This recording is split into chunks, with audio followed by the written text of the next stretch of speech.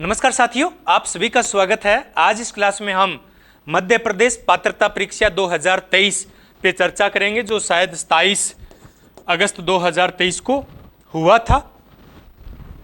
तो इसकी provisional answer की आ गई है, उसी पे मैंने अपना ये क्लास है आज का वो केंद्रित रखा है। और इसमें भी 82 क्वेश्चन जो हमारी टेस्ट सीरीज है, 100 में से 82 क्वेश्चन टेस्ट सीरीज से ही पूछे गए हैं। तो जिन्होंने कंप्लीट की है उनका सिलेक्शन भी श्योर है। तो एक एक क्वेश्चन पे हम चर्चा करते हैं। पहला क्वेश्चन है कि एम.एन. श्रीनिवास ने संस्कृतिकरण की अवधारणा का प्रयोग निम्नलिखित में से किस पुस्तक में किया।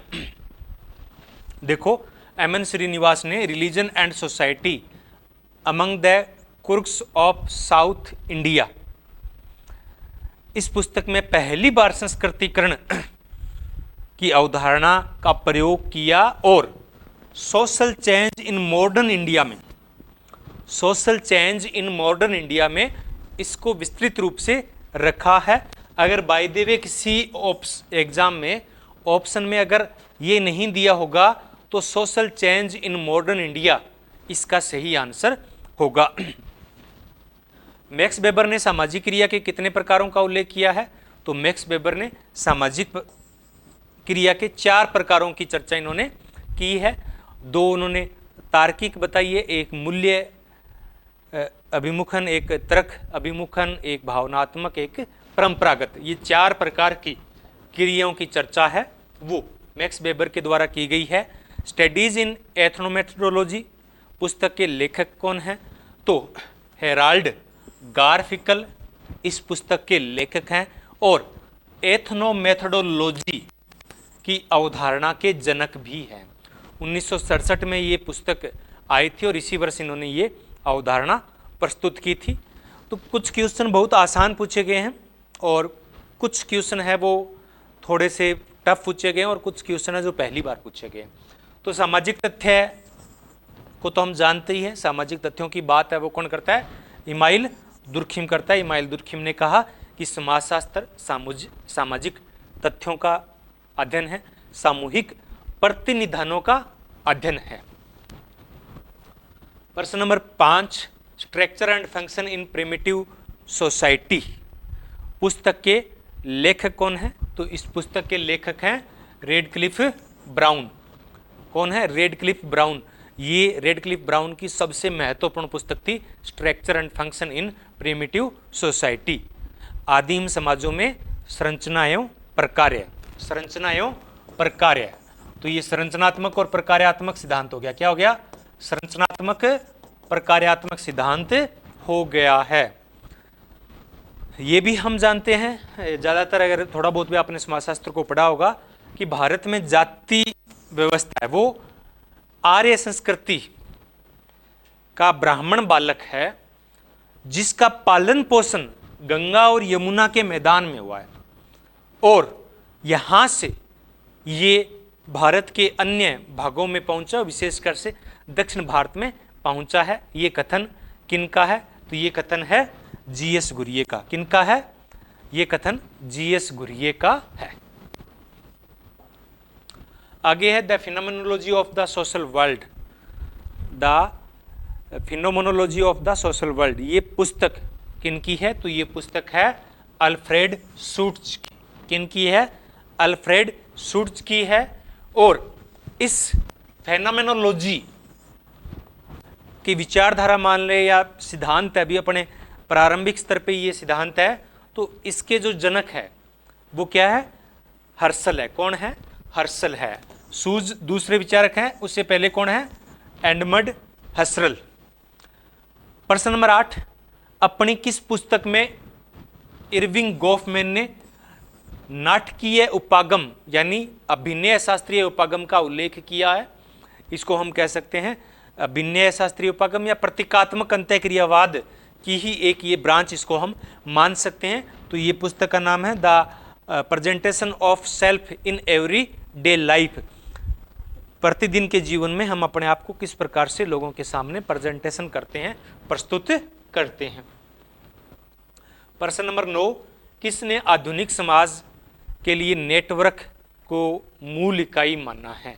नेटवर्क, ये आजकल थोड़ा शब्दावली है वो ज़्यादा यूज़ होने लगी है। वैसे क्या कहते हैं, समाज का जाल इसको बोल देते हैं, हिंदी में जाल भी आ सकता है। तो जाल को या नेटवर्क को समाज की मूल इकाई किसने माना है, मैनुअल कैसेल्स ने माना है। किसने माना है, मैनुअल कैसेल्स ने माना है नेटवर्क की। अनहिलेशन ऑफ कास्ट पुस्तक के लेखक कौन है, तो ये पता ही होगा आपको, डॉक्टर BR अम्बेडकर, भीमराव अम्बेडकर इस पुस्तक के लेखक हैं। और ये बहुत सारी परीक्षाओं में प्रश्न पूछा जा चुका है, अनहिलेशन ऑफ कास्ट। प्रश्न नंबर 11 है, किसी विशेष बिंदु पर तथ्य संग्रहण वाला अध्ययन अभिकल्प कहलाता है। अभिकल्प यानी प्रारूप, डिजाइन। तो विशेष बिंदु पर केंद्रित तथ्य संग्रहण करने वाला जो शोध प्रारूप है, रिसर्च डिजाइन है, उसको क्या कहेंगे, उसे कहेंगे प्रतिनिधित्वात्मक अध्ययन। प्रतिनिधित्वात्मक अध्ययन इसको कहा जाएगा, यानी एक विशेष बिंदु है वो सभी का प्रतिनिधित्व करेगा। निम्नलिखित में से किस औसत के साथ बीजगणितीय रूप से हेरफेर नहीं किया जा सकता, तो बहुलक के साथ। किसके साथ, बहुलक। बड़ा सिंपल सा होता है कि यह कथन किसका है कि मैंने अपना शोध असहभागी प्रेक्षण के साथ रूप में प्रारंभ किया और जैसे जैसे मैं समुदाय में स्वीकृत होता गया तो लगभग में गैर प्रेक्षक सहभागी हो गया। तो ये कथन किसका है, ये है विलियम F. वाहिट का। किनका है, विलियम F. वाहिट का। इन्होंने शिकागो के जो कॉर्नर बॉय की बात की थी, उनका अध्ययन इन्होंने किया था। Scientific social survey and research पुस्तक के लेखक कौन है, PV यंग है। कौन है, PV यंग है। ये कई बार परीक्षाओं में पूछी जा चुकी है, इजी ही ये क्वेश्चन है, ज़्यादा टफ नहीं है। इससे पहले MP में एक MP, ये तो सेट हो गया, MP टेट हुए थे, उनकी लैंग्वेज बहुत ज़्यादा क्लिष्ट थी, बहुत ज़्यादा, तो उनको बड़ा परेशानी हुई थी करने में। MP सेट है वो एक बहुत अच्छा पेपर है, उसमें सभी प्रकार के एक इजी क्वेश्चन, मीडियम क्वेश्चन और हार्ड क्वेश्चन सभी का समावेश किया गया है। और ये जो मैं करवा रहा हूँ ये प्रोविजनल की के अनुसार करवा रहा हूँ।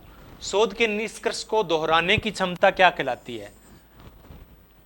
अगर कोई शोध का निष्कर्ष है, बार बार निष्कर्ष करने पे एक ही परिणाम आए तो उसे क्या कहते हैं, उसे विश्वसनीयता कहते हैं। उसे क्या कहते हैं, विश्वसनीयता कहते हैं। और सही परिणाम आए उसे वैधता कहते हैं। वैधता और विश्वसनीयता दो ये अलग अलग अवधारणाएं हैं। वैधता से तात्पर्य है कि सही परिणाम देना, और विश्वसनीयता का मतलब है कि अगर बार बार हम करेंगे तो वह सही परिणाम आना चाहिए। जैसे कि VP चेक करने की मशीनें होती है।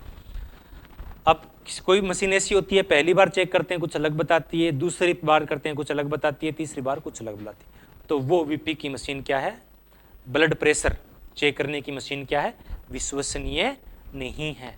अगर वही बारी बार एक ही परिणाम देती है तो उसे विश्वसनीयता कहते हैं। इसमें सीधा सा ही पूछा जा चुका है कि व्यक्तिगत अध्ययन पद्धति यानी केस स्टडी का उपयोग करने वाले प्रथम व्यक्ति कौन थे, तो फ्रेडरिक लीपले। कौन है, फ्रेडरिक लीपले ने पहली बार केस स्टडी का प्रयोग किया है। किस प्रकार की नमूनाकरण की विधि आदर्श रूप से अनुकूल है, जहां पर जनसंख्या के बारे में कोई ज्ञान नहीं है। जब जनसंख्या की जानकारी नहीं होती है, यानी जब नमूनाकरण यानी सैंपल, ये सैंपल की एक विधि है, निदर्शन, हिंदी में क्या कहेंगे इसको, निदर्शन की एक विधि है। और इस विधि का प्रयोग जब किया जाता है जब जनसंख्या के या बारे में कोई जानकारी नहीं है, तो इसको क्या कहेंगे, इसे स्नोबॉल सैंपलिंग मेथड कहेंगे। क्या कहेंगे, स्नोबॉल सैंपलिंग मेथड। इसमें क्या होता है कि हमें 100 इकाइयों का चयन करना है, 100 सैंपल लेने हैं रिसर्च के लिए, तो हमें केवल एक को जानते हैं। तो जिसका हम रिसर्च करेंगे ना, उससे पूछेंगे भाई, जैसे कि ड्रग्स की बात करें, अब जो ड्रग्स ग्रहण करता है किसी विशेष प्रकार की, तो कोई ये नहीं कहता कि मैं ये नशे का सेवन करता हूँ, विशेष तौर से जो गैर कानूनी है। तो हम किसी का रिसर्च करते हैं तो हम एक व्यक्ति को जानते हैं, हम उससे पूछते हैं कि भाई तू किसी ऐसे व्यक्ति को जानता है, तो वो कहेगा कि हाँ मैं ऐसे 2 लोगों को जानता हूँ। हम फिर उनका 2 का चयन कर लेंगे, फिर उसके पास जाएंगे, वो कहेगा कि मैं ऐसे 3 लोगों को जानता हूँ, मैं ऐसे 3 लोगों को जानता हूँ। फिर इनके पास जाएंगे, इनमें से एक कहता है कि मैं 2 लोगों को और जानता हूँ। इस प्रकार से एक स्नोबॉल बनती जाएगी, इसे स्नोबॉल निदर्शन कहते हैं। समाज मिति किससे संबंधित है? समाज मिति है वो जे.एल. मोरेनो से संबंधित है, जे.एल. मोरेनो से संबंधित है। ये एग्जाम हुआ था, अभी मैं चर्चा भी करूंगा उस पर। ये एग्जाम हुआ था 27 अक्टूबर को, सॉरी 27 अगस्त को हुआ था, और ये एमपी में हुआ था। और इसके बाद में 12 सितंबर को बिहार के अंदर एग्जाम हुआ था पीजीटी लेवल का। तो इस एग्जाम में जो 2-3 क्वेश्चन ऐसे थे जो पूछे गए थे हूबहू, वो क्वेश्चन इस एग्जाम में भी पूछ लिए गए। तो इसलिए पुराने पेपर्स हल करना बहुत जरूरी होता है। कई प्रश्न है वो बार बार रिपीट होते हैं। तो इस क्वेश्चन अगर कोई पढ़ा इसने, और अगर एमपी बिहार टेट का एग्जाम दिया उसने, तो उसके 2-3 क्वेश्चन सही होने की संभावना थी, वो बढ़ गई। प्रश्न नंबर 19, जब एक चर गुणात्मक और दूसरा चर मात्रात्मक हो, एक चर गुणात्मक हो और दूसरा मात्रात्मक हो, तो उन दोनों के मध्य सहप्रवर्ती ज्ञात करने के लिए किस मापन का उपयोग है वो किया जाएगा? तो इसका किया जाएगा काई वर्ग, यानी एक्स वर्ग, एक्स स्क्वायर या काई वर्ग। निम्नलिखित में से किस शोध में नियंत्रित समूह होते हैं? देखो, नियंत्रित समूह होता है वो एक ही प्रकार के शोध में संभव है, और उसका नाम है प्रयोगात्मक शोध प्रारूप, शोध अभिकल्प। इसमें क्या होता है, 2 प्रकार के समूह हो सकते हैं, एक ही समूह हो। संभावना होती है कि 2 प्रकार के समूह होते हैं। अगर एक ही समूह है तो वो पूर्व और बाद में अध्ययन करेगा किसी चीज़ का। हमें जैसे एक टीवी है, टीवी के परिणामों का अध्ययन करना है। अगर हम एक समूह का अध्ययन करेंगे तो उसमें क्या होगा, पहले अध्ययन करना पड़ेगा, फिर टीवी लाना पड़ेगा, फिर अध्ययन करना पड़ेगा। दूसरे में क्या होगा कि इसमें तो हम टीवी लगा देंगे इस समूह में, और इसको नहीं लगाएंगे, तो ये क्या हो गए, 2 समूह हो गए। एक को नियंत्रित समूह कहते हैं और एक को प्रयोगात्मक समूह कहते हैं। क्या कहते हैं? प्रयोगात्मक समूह और नियंत्रित समूह। आगे है प्रश्न नंबर 21 कि समाजशास्त्र में संरचना शब्द का प्रयोग सर्वप्रथम किसके द्वारा किया गया? तो किसके द्वारा किया गया है? हर्बर्ट स्पेंसर के द्वारा किया गया है। प्रश्न नंबर 22, संस्कृति की 3 विशेषताएं। एक, भौतिकवादी संस्कृति। क्या है? भौतिकवादी संस्कृति। और जैसे कि भौतिकवादी संस्कृति को हम क्या कहेंगे? इंद्रिय परक संस्कृति। ये आध्यात्मिक संस्कृति है। क्या है? आध्यात्मिक संस्कृति। तो इसे हम पेंडुलम का सिद्धांत भी कहते हैं, इसे उतार चढ़ाव का सिद्धांत भी कहते हैं। तो ये संस्कृति के जो 3 प्रकार थे, आध्यात्मिक, इंद्रिय परक और आदर्श संस्कृति, ये किसने बताए थे? पिटरिम सेरोकिन ने बताए थे। इसमें क्या होता है कि संस्कृति 2 प्रकार की बताई इन्होंने। पहली संस्कृति इंद्रिय परक, दूसरी संस्कृति आध्यात्मिक। और कभी भी संस्कृति होती है वो इनके बीच में झूलती रहती है। कभी किसी संस्कृति का झुकाव इधर हो जाता है, कभी इधर हो जाता है, और जो बीच में आती है उसे इन्होंने कहा आदर्श संस्कृति। इसे पेंडुलम का सिद्धांत कहते हैं। क्या कहते हैं? पेंडुलम का सिद्धांत भी कहते हैं, और इसे चक्रीय सिद्धांत के तौर पे भी जाना जाता है। प्रश्न नंबर 23 कि कौन सा समुदाय का अनिवार्य तत्व नहीं है? समुदाय की बात करते हैं तो एक निश्चित भूभाग में रहने वाले व्यक्तियों का वह समूह है जिसकी सदस्यता जन्मजात होती है।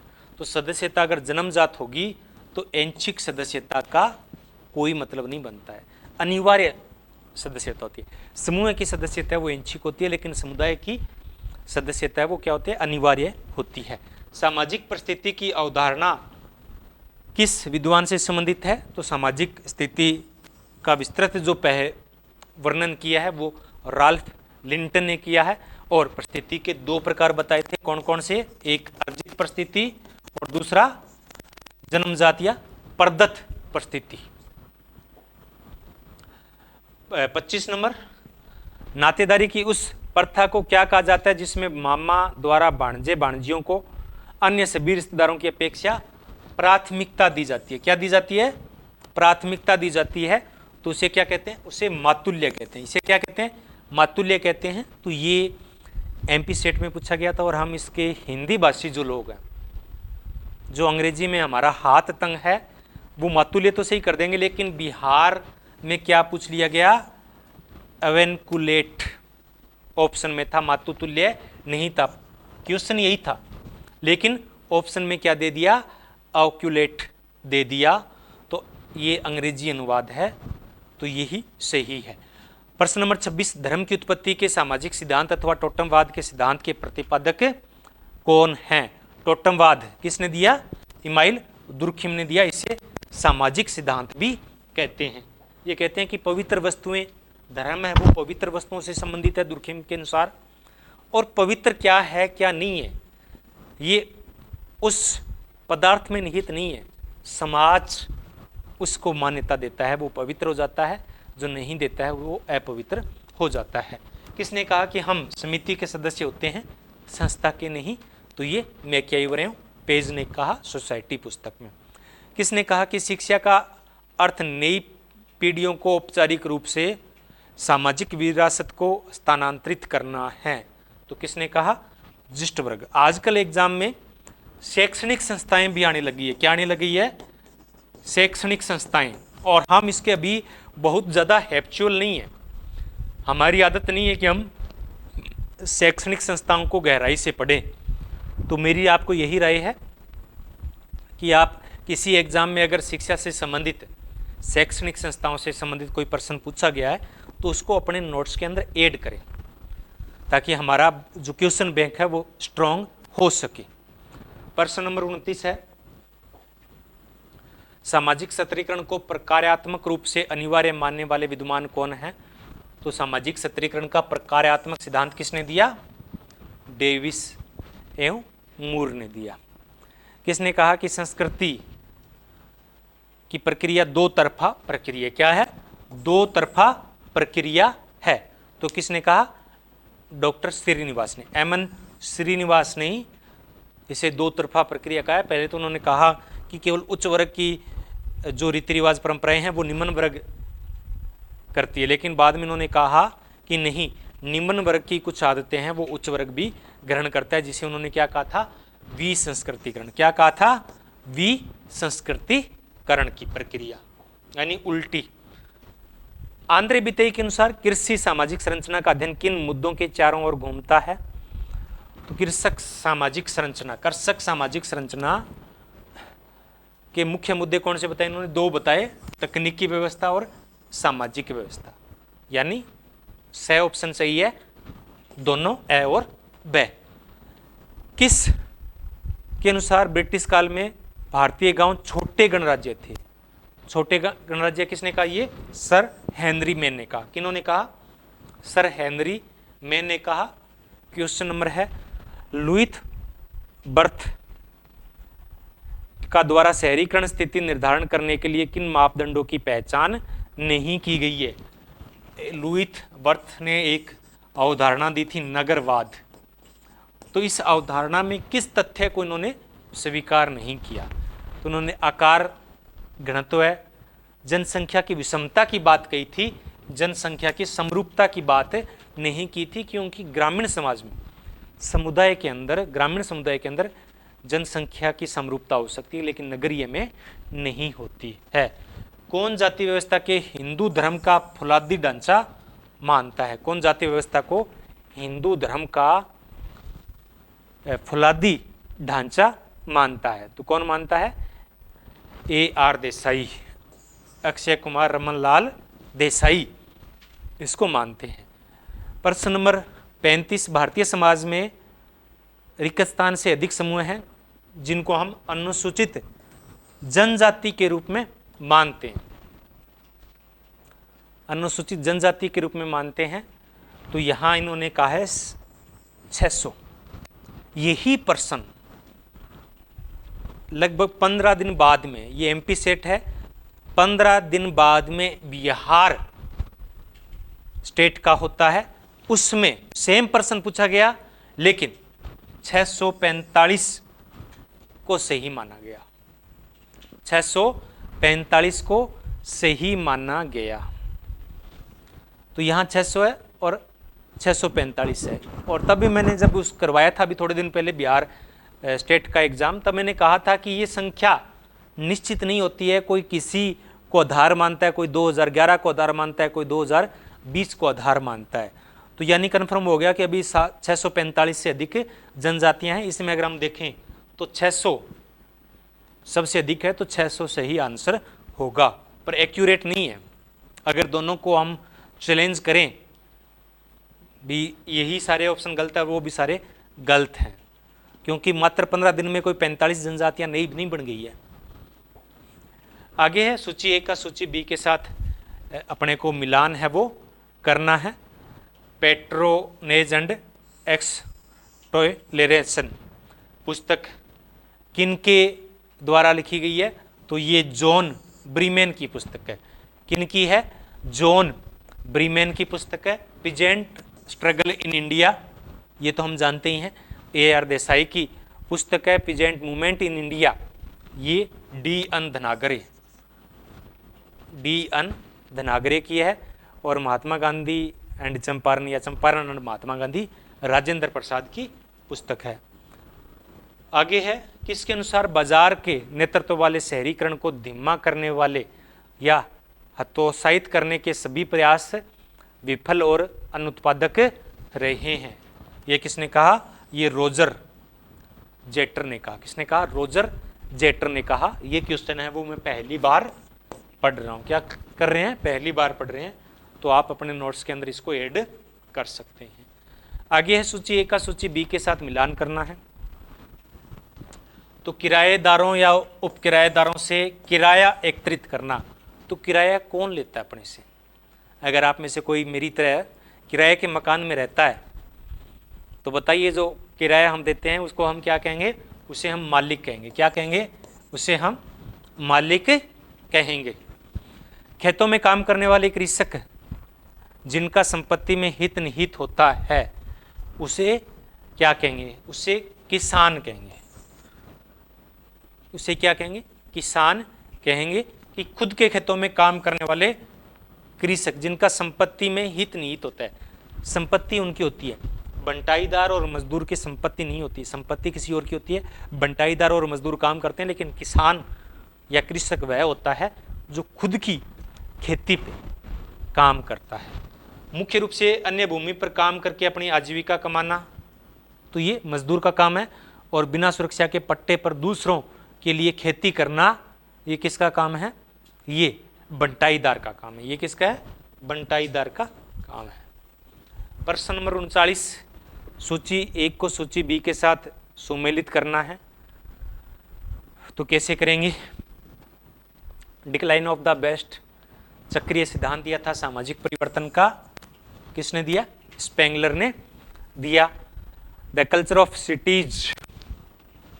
ऑफ सिटीज ममफोर्ड, जिसने उनको कहा सभ्यता का कब्रगाह का है। सिटियों को क्या कहा?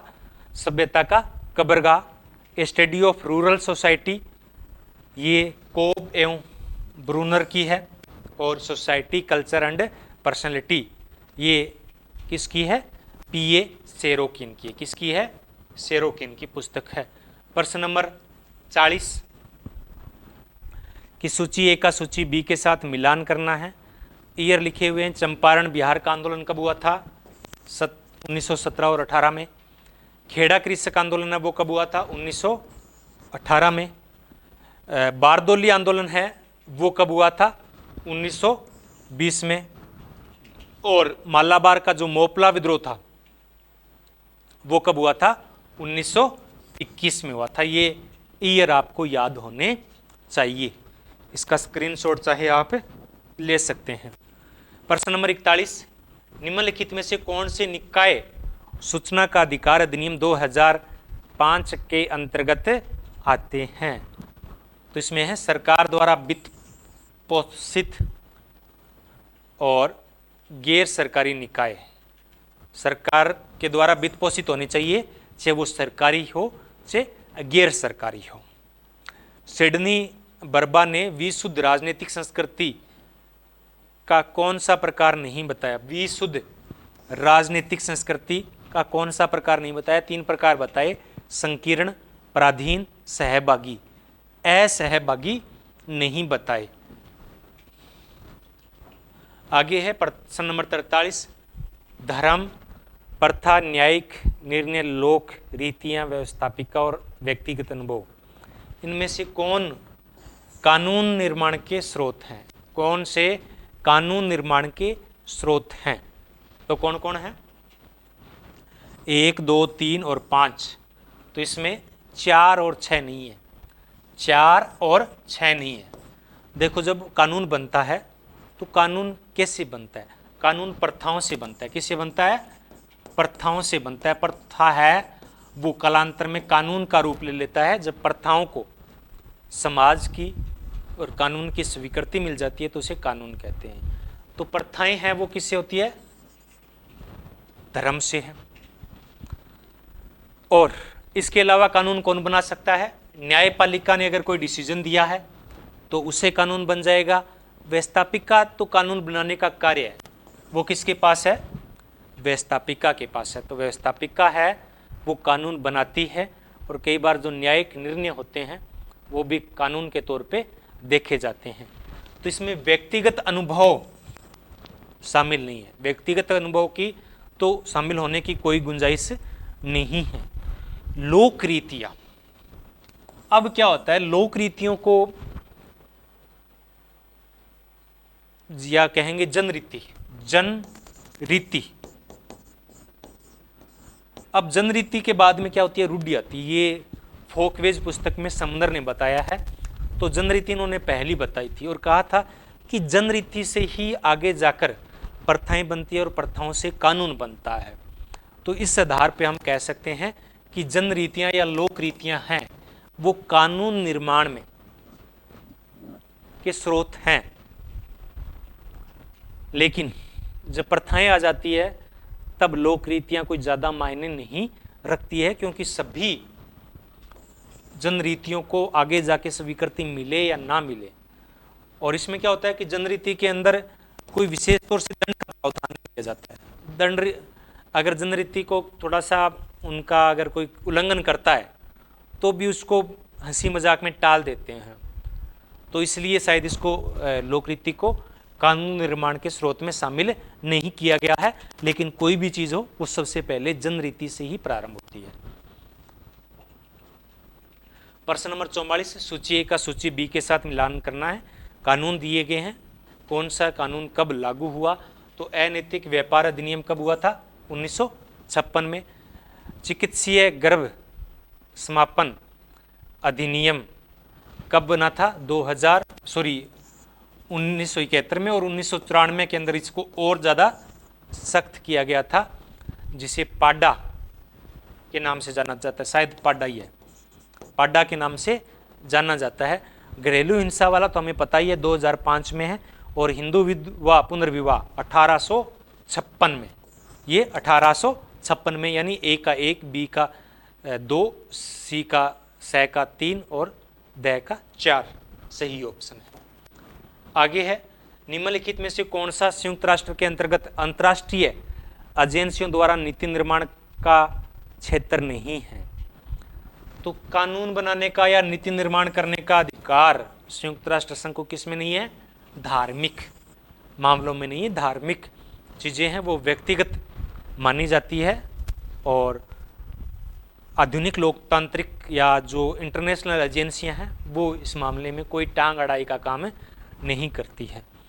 प्रश्न नंबर 46, किस समाजशास्त्री ने उत्तर भारत के गांवों का अध्ययन करके यह निष्कर्ष निकाला कि प्रत्येक गांव अनेक गुटों में विभक्त है? तो ये किसने कहा?